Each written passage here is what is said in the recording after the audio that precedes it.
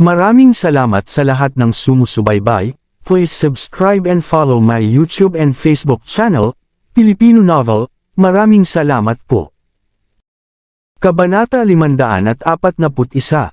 Si Severin ay namangha na nakatingin kay Diane, at ang kanyang maganda, maamo, matamis na asawa na may kahangahangang kurba. Sabi niya, "Siyempre, sinabi sa akin ng aking asawa na magagawa ko ang anumang gusto ko ngayong gabi kung pakakawalan ko si Quintus." Isinara ni Diane ang pinto at binigyan ng masamang tingin si Severin. Siya ay mula sa isang second-tier upper-class na pamilya. Ang Riverson ay mas malaki kaysa sa Brookbourne at mas makapangyarihan din sila kaysa sa atin. Siguro pagkatapos ng araw na ito, matututunan niya ang kanyang aralin at bumalik sa Riverson sa lalong madaling panahon. Pagkatapos ay idinagdag niya pagkatapos ng isang pause, walang sino man sa Riverson ang makakaalam na pinahiya niya ang kanyang sarili dito. Kaya siguro hindi na siya gaganti sa atin. At nabanggit din niya na ang kanyang pinsan ay isang junior general. Ngumiti ng malungkot si Severin, "Honey, I know. Alam mo I always listen to you lalo na't halos wala kang hihilingin sa akin."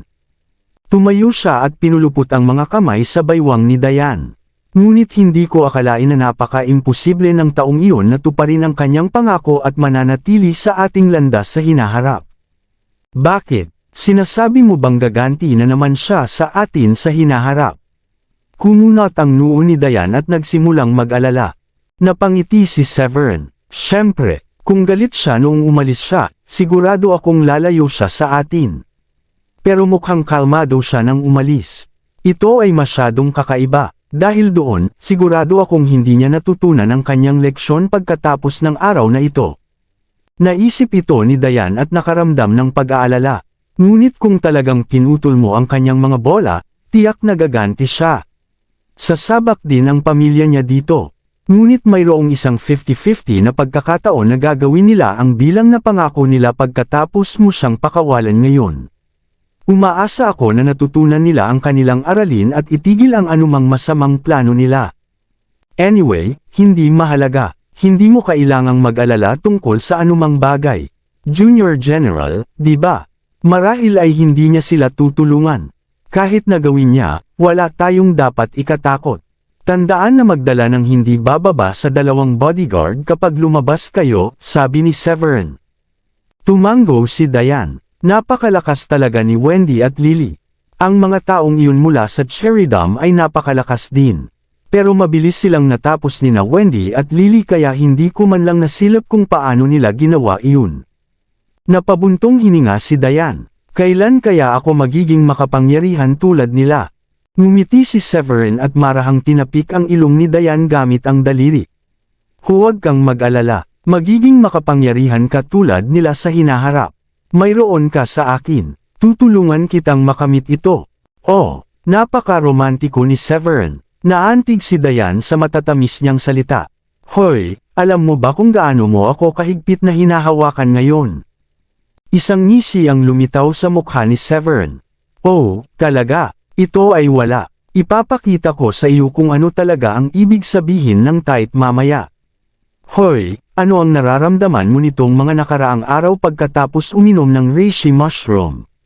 Nararamdaman mo bang nabubuo ang iyong lakas pagkatapos ng martial art na akala ko ikaw? Napangiti si Diane. Iba ang pakiramdam ko sa dati.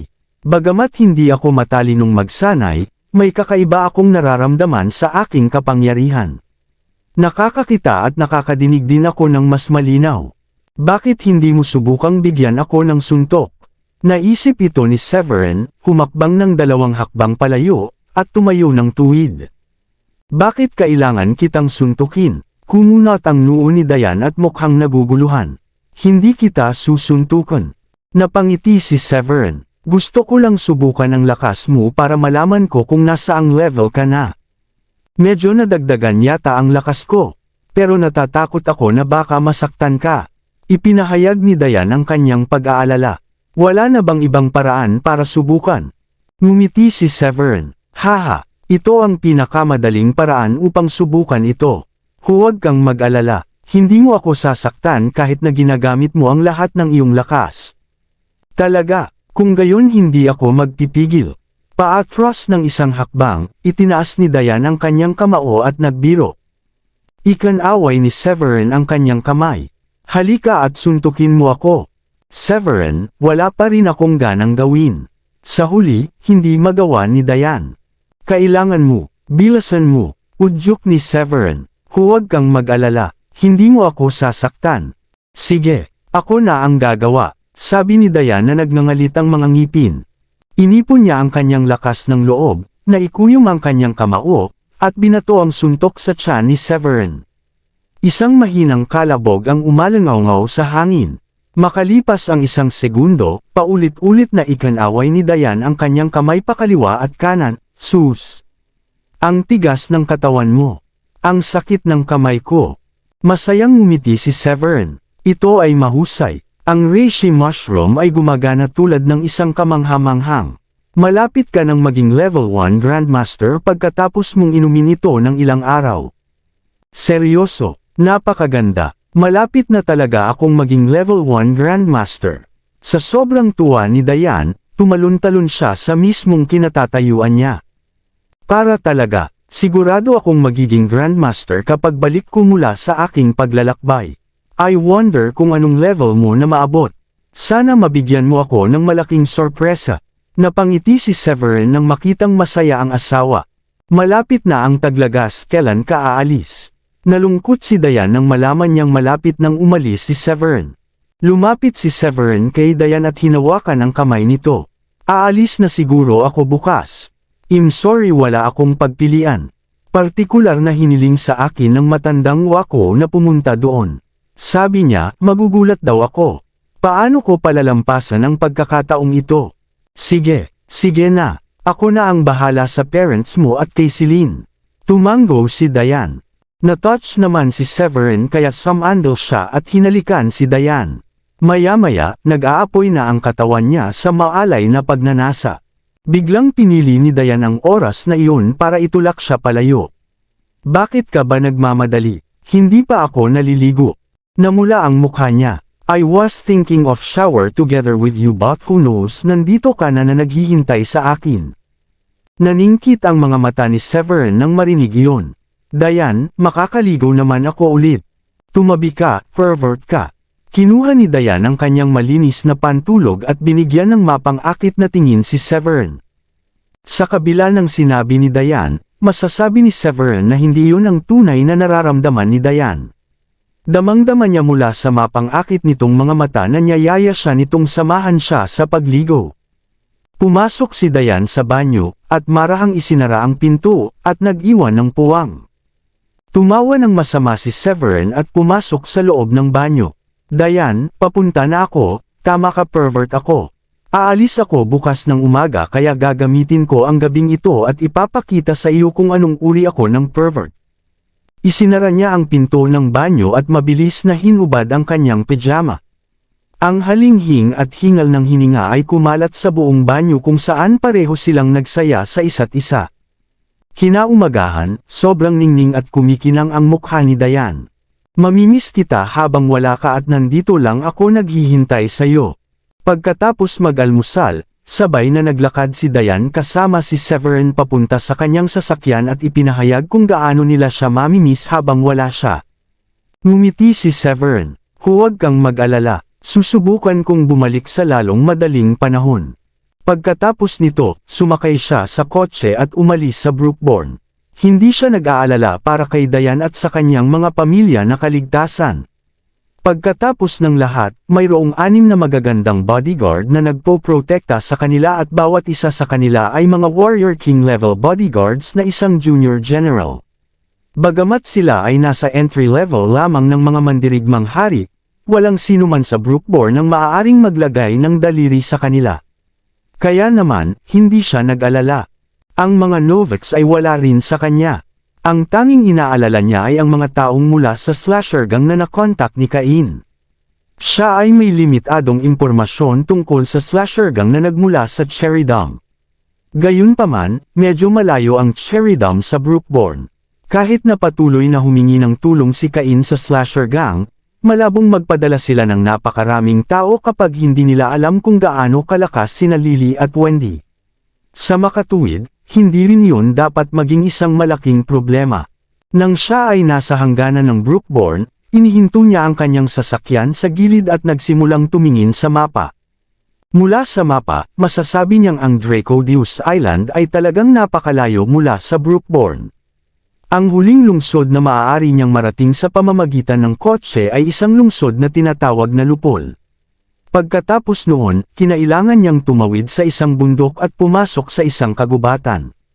Sa kabila ng kagubatan ay ang karagatan.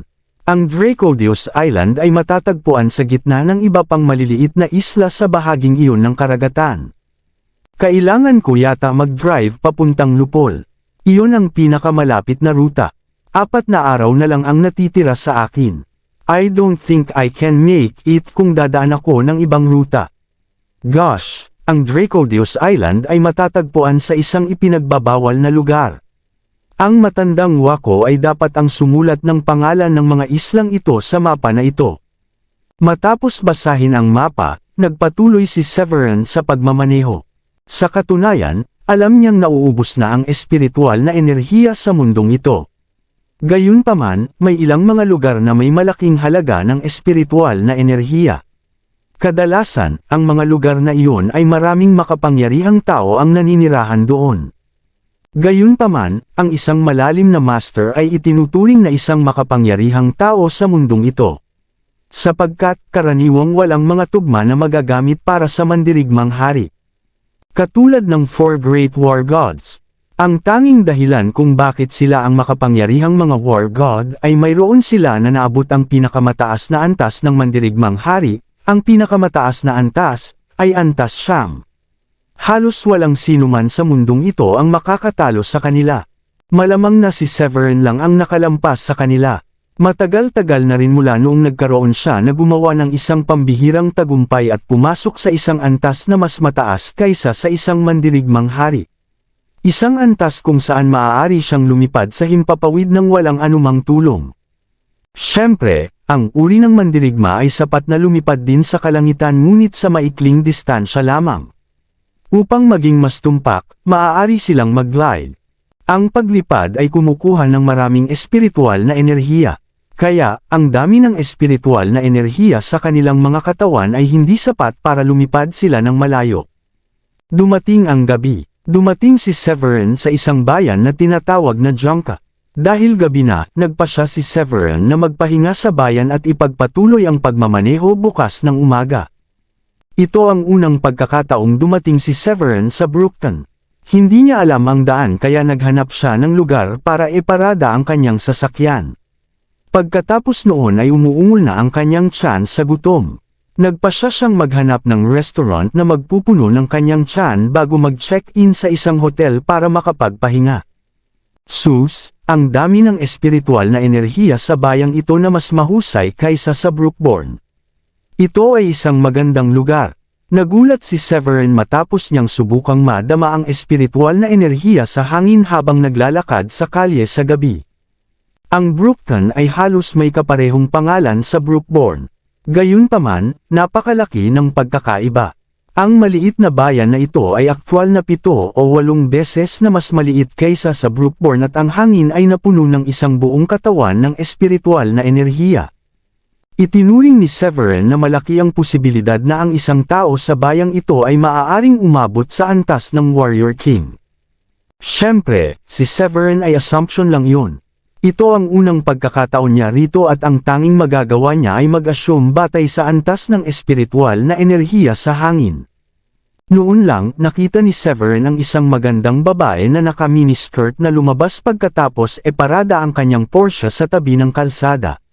Siya ay pagtiningnan na may isang malaki at maluwag na curls hairstyle. Vroom! Biglang bumilis ang isang Mercedes-Benz at tinungo ang magandang dalaga mula sa direksyon ni Severin. Tumingin si Severin at kumunat ang noo. Walang oras para mag-isip siya. Mabilis siyang sumugod at tumalon nang hawakan niya ang magandang babae. Sa oras na iyon, ang Mercedes-Benz ay dumaan sa kanila at nagpatuloy sa bilis na pasulong bago nawala pagkatapos ng isang pagliko. Napasigaw ang magandang babae sa takot nang hawakan siya ni Severin. Ito ang unang pagkakataon na may lalaking yamakap sa kanya kaya nabigla siya ng husto. Ang halimuyak na amoy mula sa magandang babae ay nakaakit kay Severin. Gayunpaman, agad niyang binitawan ang magandang babae. Shit! Ano ang problema sa kotse na iyon?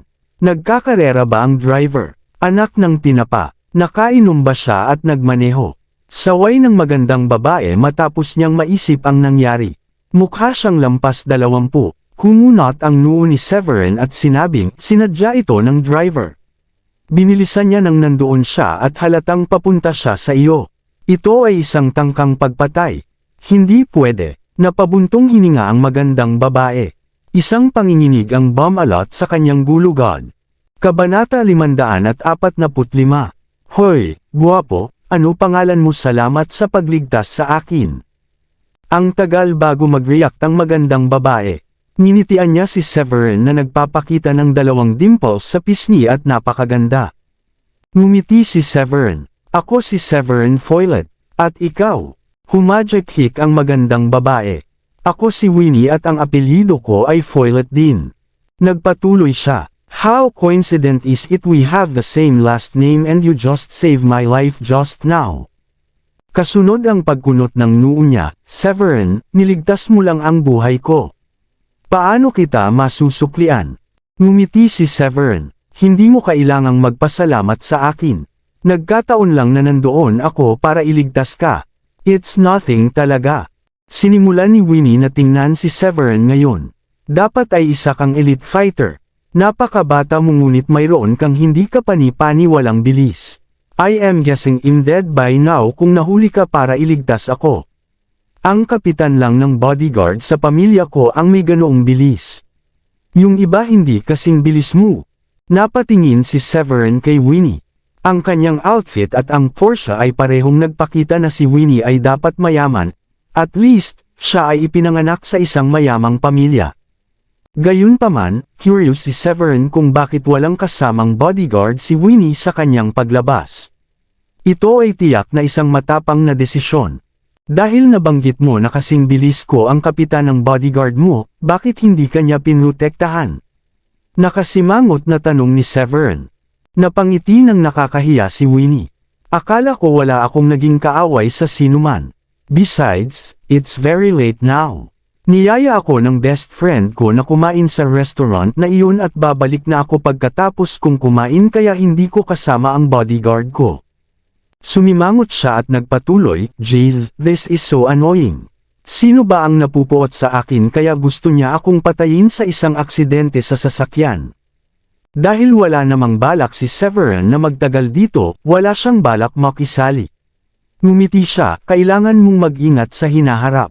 Mas mabuti kung tawagan mo ang iyong bodyguard at hilingin sa kanya na pumunta dito ngayon. Baka subukan ng assassin na humanap ng isa pang pagkakataon para patayin ka dahil ngayon lang siya nabigo." Tumango si Winnie. Salamat sa paalala. Kinuha niya ang phone niya at tinawagan ang bodyguard niya para yayain itong pumunta dito para makipagkita sa kanya. Pagkatapos ng tawag, sinabi niya, "Oy, bibigyan kita ng $150,000 para sa pagligtas sa akin. Sapat na ba iyon?" Iyon ay isang malaking halaga ng pera sa maraming tao. Mula sa inaasam-asam ni Winnie, inaasahan niyang makikita si Severin na tuwang-tuwa. Gayunpaman, hindi iyon ang kaso. Nanatiling kalmado si Severin at umiling. "Sinabi ko na sa iyo na nagkataon lang na nandyan ako para iligtas ka. Hindi mo talaga kailangang magpasalamat sa akin para dito.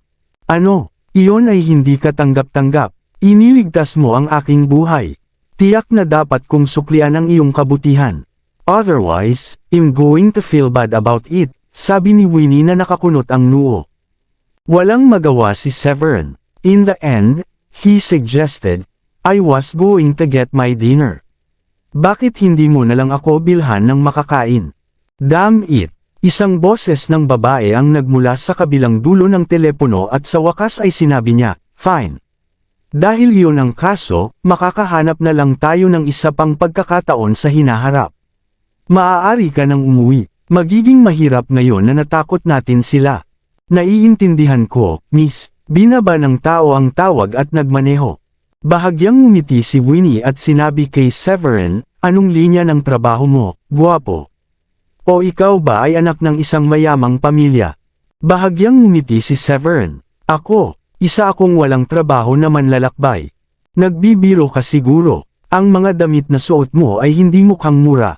Pagkatapos ay dinala ni Winnie si Severin sa restaurant at sinabi sa kanya, ang aking dalawang matalik na kaibigan ay nasa loob, kasama ang ilan pang mabubuting kaibigan ko.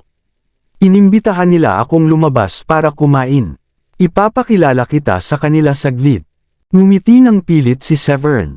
Hindi naman kailangan yun, diba? Dumaan lang ako. Sa Lupol ang destinasyon ko. Dumadaan lang. Nakangiting sabi ni Winnie, then it's even more certain that our fate was written in the stars. Don't you think it's destiny that you happen to save me kahit dumadaan ka lang? Pagkatapos ay huminto si Winnie at sinabing, bakit hindi mo iwan sa akin ang iyong impormasyon sa pakikipag-ugnayan? Maaari mo akong laging hanapin kung kailangan mo ng tulong ko sa hinaharap. Masama ang loob ni Severin na tanggihan ang magiliw na kilos ng isang magandang babae. Magalang siyang tumango at saka nakipagpalitan ng mga numero ng telepono sa kanya. Nakarating na sila sa labas ng VIP room noon. Ano ang matagal sa'yo, Winnie? Tumayo ang isang lalaki at tinanong si Winnie nang buksan niya ang pinto at pumasok kasama si Severin. Oo, Winnie, hindi ba't matagal mo nang sinabi na nakaalis ka na sa bahay? Bakit ngayon ka lang dumating? Isang babae ang nagtanong sa kanya ng katulad na tanong. Pagkapasok ni Severin ay sinulyapan niya ang mga tao sa loob at nakita niya ang 5 tao, 3 babae at 2 lalaki. Nakasimangot ang isa sa mga babae at medyo kakaiba ang ekspresyon. Sa wakas ay ngumiti ang babaeng iyon at sinabi kay Winnie, "You're late, Winnie. Ang parusa mo ay uminom ng 3 pang baso mamaya." Bagamat maganda ang kanyang ngiti, naramdaman ni Severin ang panandaliang pag-aatubili mula sa kanyang ngiti. Ngumisi si Severin, at sa wakas ay nakumpilma niya ang kanyang hinala. Na si Winnie ang magpapakita sa ibaba at bababa sa kanyang sinasakyan ay isang katotohanan na malamang ay alam nilang 5 na nandoon. Sa loika na iyon, ang nagtangkang pumatay kay Winnie ay dapat na tinanggap ng isa sa kanila. Subukan man nila, pero mahirap para sa taong iyon na pigilan ang kanyang ekspresyon nang makita nilang ligtas na lumabas si Winnie sa VIP room. Sa kay Severin upang sabihin kung sino ito sa isang sulyap. Ito si Shayna, ito si Calvin, ito ay. Ipinakilala ni Winnie si Severin sa lahat ng tao doon. Kumunot ang noo ni Severin. Si Shayna ay matalik na kaibigan ni Winnie, at sila ay kapansin-pansing malapit na magkaibigan batay sa ipinakilala sa kanya ni Winnie. Kaya mas nakakapagtaka kung bakit gustong saktan ni Shayna si Winnie. Alam ni Shayna na iniligtas ni Severin si Winnie dahil lumabas siya para sagutin ang isang tawag bago umakyat sina Winnie at Severin. Gayunpaman, sinadya pa rin niyang itanong, sino itong gwapong lalaki dito? Boyfriend mo ba siya? Siya talaga ang charmer. Hindi mo ba siya ipapakilala sa amin? Agad namang namula si Winnie at inikat ang mga mata kay Shayna bago sinabing, ano bang pinagsasabi mo? Kakakilala lang namin. Tahimik na pinagmamasdan ni Severin ang lahat ng naroon, at kahit na medyo nababalisa ang lalaking nagngangalang Calvin, noong una ay parang gumaan agad ang loob niya matapos marinig ang paliwanag ni Winnie. Masasabi ni Severin na maaaring may nararamdaman si Calvin kay Winnie. Totoo, Winnie. Ito ay dapat na isang pagtitipon sa pagitan ng magkakaibigan. Bakit mo siya dinala kung magkakilala lang kayong dalawa? Sinusubukan mo bang hilahin ang binti namin o ano? Bakit nahihiya kang sabihin sa amin na boyfriend mo siya? Plano mo bang ilihim ito? Nakangiting tanong ng isa pang lalaki, at tila wala siyang anumang uri ng pagiging mataktika. Siguradong umasim ang kutis ni Calvin sa narinig niya. Tumigil ka sa pagsasalita ng walang kaparirikan, Wesley. Severin ang pangalan niya, at siya ang nagligtas sa akin kanina sa ibaba. Namatay na sana ako sa isang car crash kung hindi dahil sa kanya. Pagkatapos ay sinabi ni Winnie sa lahat ang tungkol sa insidente mula kanina, at ang kanyang mga kaibigan ay natigilan nang marinig nila iyon. Nagkunwaring nag-aalala si Shayna. Tumakbo siya at nag-aalalang tumingin kay Winnie, at hinawakan ang kamay ni Winnie habang sinasabi, "Sinong gustong pumatay sa iyo, Winnie? Okay ka lang ba? Let me check. Tinakot mo ako sa kamatayan kapag sinabi mo sa amin iyon. Sino ang gustong pumatay sa ating inosente at kaibig-ibig na Winnie? Kung sakaling malaman ko kung sino iyon, babayaran ko sila." Nakaramdam ng sakit si Severin sa kanyang puso nang makita ang kinikilos ni Shayna. Si Winnie naman ay napakabait ng puso kaya hindi niya ito masyadong inisip at sinabi kay Shayna, "Don't worry, Shayna, I'm fine, ayos lang ako." Binitawan ni Shayna ang kamay ni Winnie, at sinabi kay Severin, "Salamat talaga sa pagligtas sa kanya, guwapo. Kung hindi dahil sa iyo, si Winnie ay natamaan na ng sasakyang iyon." Ngumiti ng pilit si Severin, at sinabing, "Buntong hininga, hindi mo na ako kailangang pasalamatan, dahil mas maganda sana kung hindi ako nagpakita rito. Ngayon na huli nakita." Ang ngiti sa mukha ni Shayna ay natigil sa isang iglap, at may biglang gulat sa kanyang mga mata. Then, she put on a firm attitude and said with a smile, "I don't follow. Ano ang sinusubukan mong sabihin?" Ngumiti si Severin. "Hindi ganoon kahirap intindihin. Kayong lima lang ang nakakaalam na pupunta si Winnie ngayong gabi, kaya isa lang sa inyo ang nag-udyok sa tangkang pagpatay." Ano? Nagulat ang lahat sa narinig at hindi nila sinasadyang lumayo sa isa't isa. Tumayo si Calvin, at tumingin sa ibang tao, at nagsabi, "Sino kaya ito? Lahat ba ay mabubuting kaibigan na laging umiinom sa isa't isa? Bakit natin gustong saktan si Winnie?" Ilang beses na kumibot ang labi ni Shayna at umatras ng 2 hakbang bago itinuro si Severin at sinabing, "Don't believe a word he says. He's spouting nonsense. Paano niya kami maaakusahan kung wala naman siyang anumang ebidensya? He's just trying to drive a wedge between Winnie and us." Sinamaan ng tingin ni Wesley si Severin. "Huwag gumawa ng ligaw na akusasyon, bata. Hindi mo nais na baka maasar mo ako. Mababali ang iyong mga paa kung patuloy kang nagsasalita ng walang kaparirikan." "Huwag kang magalit, Wesley. Hindi siya nararapat na magalit." Isa pang babae ang humakbang para akitin si Wesley. Masasabi ni Severin na si Wesley ang pinakamayaman sa kanilang 5, na magpapaliwanag sa kanyang dominanteng karakter. "Nagbibiro ka lang, di ba?" Nagulat din si Winnie na isa sa mga kaibigan niya ang may kasalanan. Kung tutusin, sobrang close niya ang mga ito dahil sabay silang lumaki. Gayunpaman, naramdaman niya na si Severin ay may perpektong kahulugan dahil pumunta siya doon pagkatapos lamang makatanggap ng isang tawag sa telepono, at ang tanging mga tao na makakaalam na siya ay naruroon ay ang 5 tao sa silid. Tumingin si Severin kay Shayna at sinabing, "Ako. Nagsasalita ng walang kaparirikan. Well, ang pinakamadaling paraan upang malaman ay ipakita sa amin ang iyong cellphone. Naniniwala ako na makontak mo ang taong nagtangkang pumatay kay Winnie bago siya pumunta rito." Nang marinig iyon, natakot si Shayna at agad na sinabi, "Sino ka sa palagay mo? At bakit ko naman ipapakita sa iyo ang cellphone ko? Mayroon akong karapatan sa privacy." "Hehe, hindi ka matatakot na ipakita ito sa amin kung wala kang dapat ikatakot. Bakit parang guilty ka?" Napangiti si Severin. "Hindi ko akalain na sasaktan mo rin si Winnie, lalo na kapag ang tingin niya sa iyo ay matalik niyang kaibigan. Talagang ginugulo ako nito." "Shayna, nagsasabi ba siya ng totoo?" Nataranta rin si Winnie, dahil nakita niyang nagpanik na tumingin si Shayna, at mahirap para sa sinuman na itago ang ganoong ekspresyon. Kung si Shayna ay walang ginawang mali, bakit siya natatakot na may tumitingin sa kanyang telepono? Bakit siya natatakot na ipakita ito sa amin? Wala kang dapat ikatakot kung hindi mo ito gagawin, Shayna. Ilabas lang ang iyong telepono at ipakita ito sa amin. Kung hindi mo na-contact ang assassin, hihilingin ko sa aking bodyguard na patayin si Severin dahil sa pagkalat ng kasinungalingan. Sabi ni Wesley, "Naniniwala ako sa iyo. At sigurado akong hindi mo gagawin ang ganoong bagay." May mga pagdududa na si Calvin kay Shayna. "Ipakita sa amin ang telepono, Shayna. Nagdududa kayo sa akin. I didn't expect na maniniwala kayo sa kanya over me. Napailing-iling si Shayna at inilabas ang kanyang cellphone. Gusto mong makita ang aking telepono, hindi ba? Kunin mo na. Sandaling natigilan ang lahat dahil pakiramdam nila ay maling tao ang hinala nila.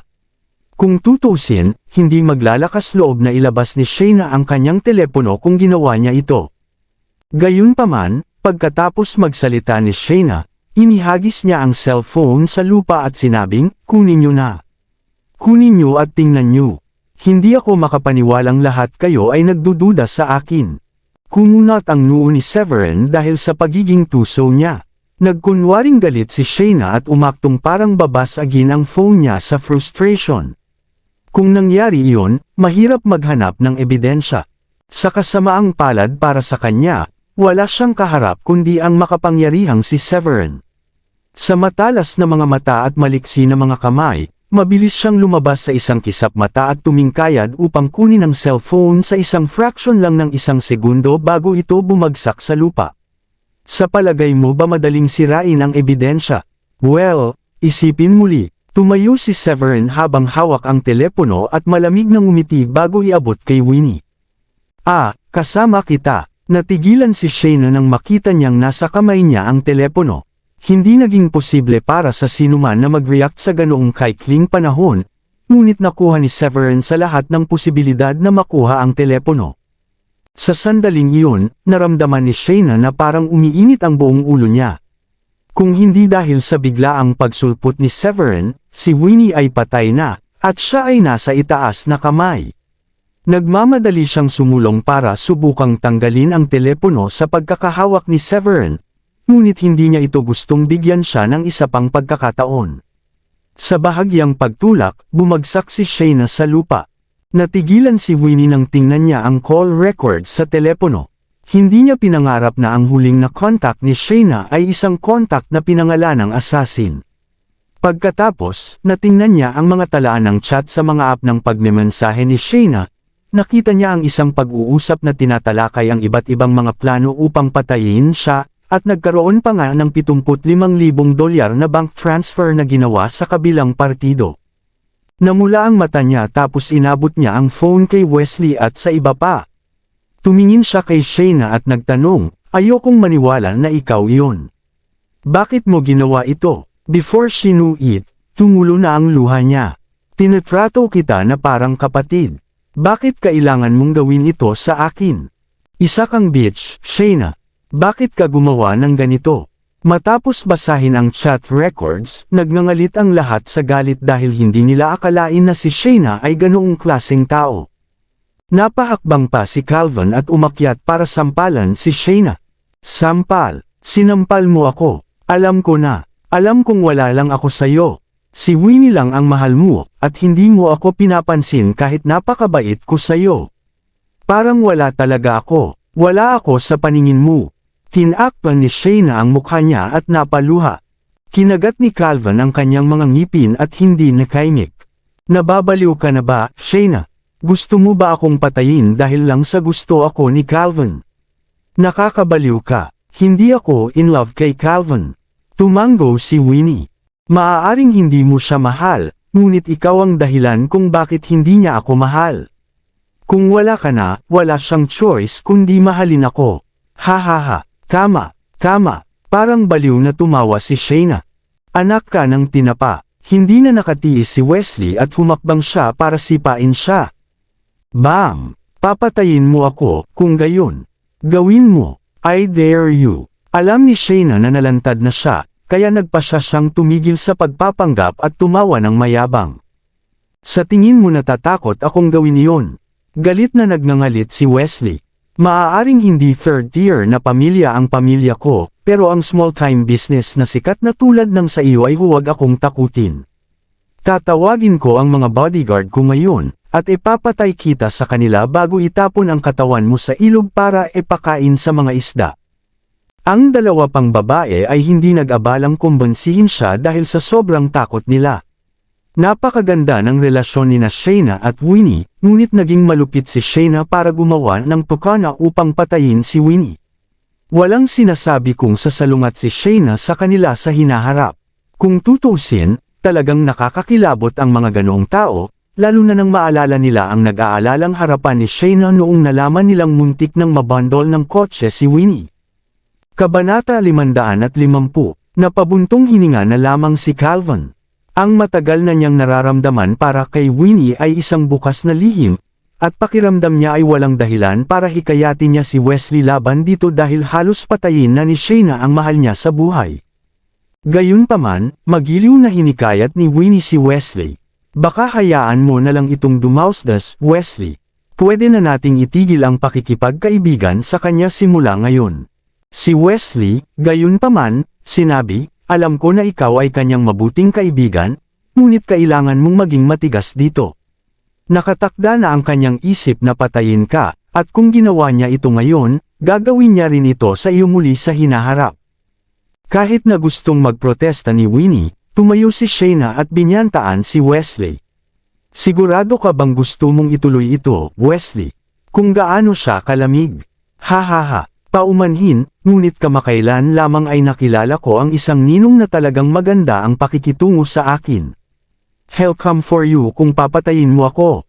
Ninong, agad na kumunat ang noo ni Wesley nang makitang tila nagsasabi ng totoo si Shayna. Kung tutuusin, maaaring malakas ang kanyang pamilya, ngunit hindi man lang siya itinuturing na isang third-tier na pamilya sa Brookton. Dahil dito, kailangan niyang maging maingat sa paggawa ng mga bagay, kung hindi, madadala ang kanyang pamilya sa sitwasyon kung ang tinatawag na ninong na iyon ay isang makapangyarihang tao.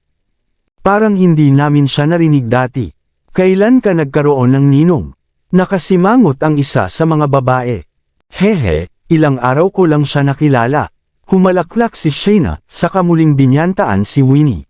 Hindi ko siya gustong guluhin, ngunit dahil lahat ay mga kaaway ko na ngayon, maaari ko ring ipaalam sa inyo na hindi kayo makakalabas dito ng buhay. Ang aking ninong ay si Humbert mula sa Equus Hall. Narinig niyo na ba siya dati? Siya, nagulat si Wesley nang malaman na si Humbert iyon at hindi niya napigil ang sabihin, isa siya sa mga pinakamalupit na tao sa Equus Hall, ngunit isa siyang malaking pervert. Paano mo siya nakilala? Bahagyang umawang ang labi ni Calvin at medyo dismayadong tinitigan niya si Shayna habang sinasabi, I didn't expect you to be that kind of woman. Si Humbert ay isang kilalang tao at isang pervert. Bakit kanya ituturing na parang isang kapatid maliban kung mayroon kang isang uri ng relasyon sa kanya? Sandali lang, Equus Hall lang ba ang sinabi mo? Nagulat si Severin. Hindi ba ang mga bulwagan ng Dracodeus Temple ay ipinangalan sa mga hayop sa Latin? Mayroong kahit na ang salitang bulwagan. Isa rin ba ang Equus Hall sa mga subordinate hall ko? Hindi alam ni Severin kung tatawa o iiyak, dahil sinabi sa kanya ng matandang wako na maraming bulwagan nang hindi sinasabi sa kanya ang eksaktong lokasyon ng mga bulwagan na iyon. Hindi niya inaasahan na may isa sa Brookton. Hehe, natatakot ka ba ngayon? Tumawa si Shayna na may mapang-asar na ekspresyon sa mukha. I'm going to tell my god brother to take action, and then we'll see if Winnie will be able to survive it. Susunod ka rin. Ako, bakit? Nagkunwaring nalilito si Severin. Tumingin si Shayna sa kanya at sinabing, hehe, namatay na sana si Winnie kung hindi niyo sinira ang plano ko ngayon, at hindi rin ako na-expose. Masyado ka pang bata, anak. Hindi ka dapat nakialam sa negosyo ng ibang tao. Tumigil sandali si Shayna bago nagpatuloy. Ito ang makukuha mo sa pagiging masungit.